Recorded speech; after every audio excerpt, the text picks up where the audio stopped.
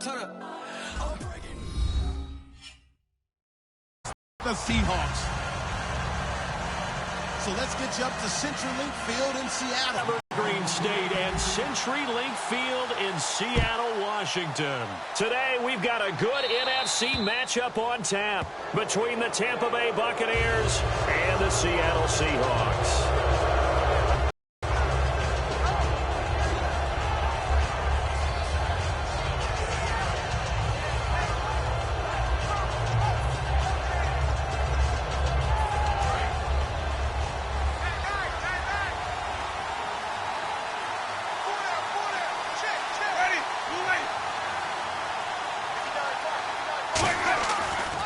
They'll run with Marshall. And that play went nowhere. Losing yardage.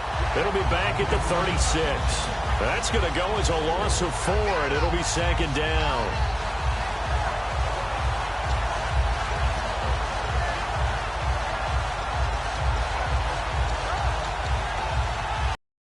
Deep.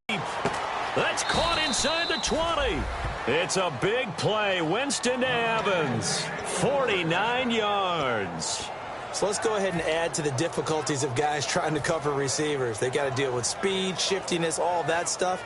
But how about when they have height and length and deep downfield? You throw the ball up in the air.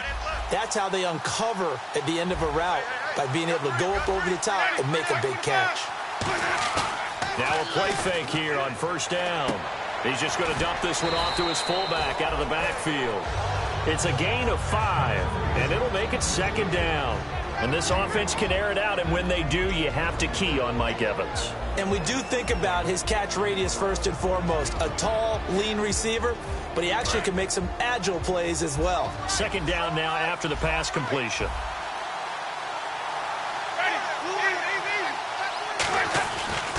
And here's Marshall. And he's into the end zone. Touchdown, Buccaneers. Keith Marshall, his 6th touchdown of the season. And the Bucs have taken a first-quarter lead.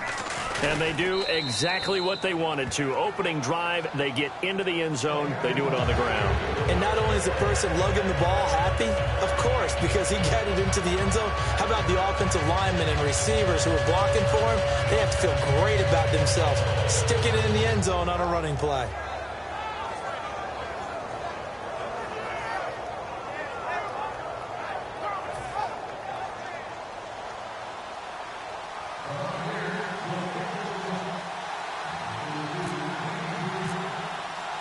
Out is the kickoff unit as they run up and send this one away. And they will not get a chance to return this one as it's through the end zone for a touchback.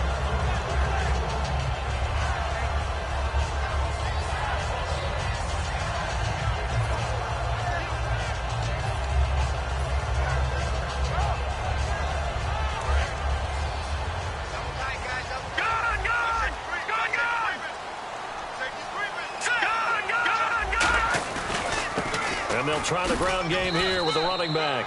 He takes this for 3 to the 29. And the big boys up front in the trenches. What do you think of the O-line, Charles? I love them because this is a group that's so cohesive. They know what the man next to them is going to do at all times, and they operate as a terrific unit. And he'll give it here to his running back. And they get him down, but not before he takes it across the 40-yard line. They give him 14 yards that time and a fresh set of downs. You don't have to be a finished product to show some pretty good glimpses of what could be in this league, and we just saw an example of it on that nice run there. When I looked at him coming out of college, I saw a guy with raw, terrific ability. I couldn't wait to see how it was going to be harnessed and polished up in the NFL. In fact, some people thought he could play a little slot receiver as well as run the football. This guy has the ability to be a big-time player with more seasoning. They go play action here on first down. He's got a man. That's caught. Left sideline. They call it a gain of 19, and it moves the chains. Well, coaches always talk about finding balance on offense. I don't think you can get much more balance than this. Big-time run, Big-time pass. A 1-2 combination. Looked pretty good. How about that? Let's see if they can continue to take that kind of a punch, though. Counting down toward the midway point in quarter one. Back to throw now on first down. And no escaping this time as he'll go down. They got him for a sack. Akeem Spence in there to make the sack. He buries him for a loss of 10. Now a shotgun snap as they'll look to throw. And the hit jarred loose. It's incomplete. On the defensive side of the ball, we're going to look at the starters for Tampa Bay. And, Charles, how about Vernon Hargreaves? A pick they were excited to make because in their division, they've got to have guys who can slow down some of the best receivers in the league. And Vernon Hargreaves fits that profile. Very sharp, very intelligent. He operates well on the corner. Now on third and long, they'll look to throw. Give him 19 on the play, but they will still come up a bit short. And now it's fourth down. So out now is the Seattle field goal team. From the right hash, it's a 46-yard attempt.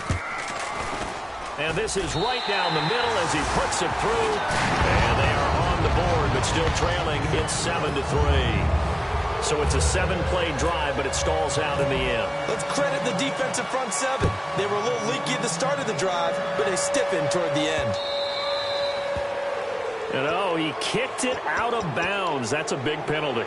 And this is where the rest of the team turns and stares at the kicker and says, you have one job. Execute it.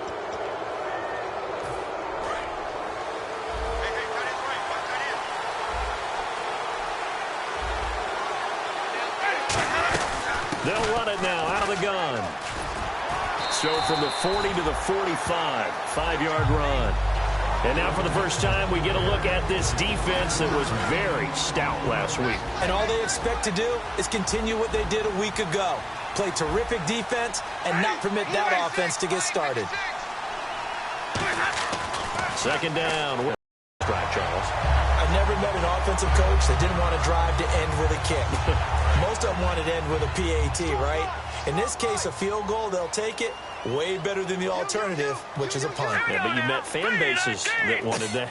They weren't happy with that field goal. I haven't met a fan base yet that wants to drive to end with a kick other than the extra point. That's it. They'll come out throwing here to start the drive.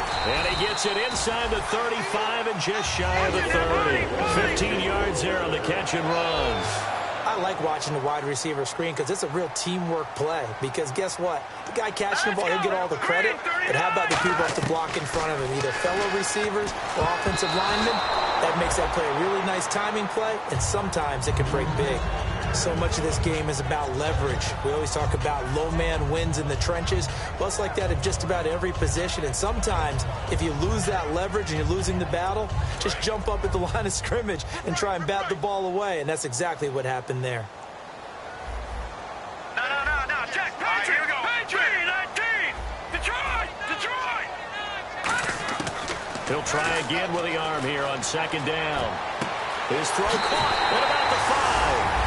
And he is in for the Seattle touchdown. Their big-bodied receiver, his second touchdown on the season. And the Seahawks have taken the lead.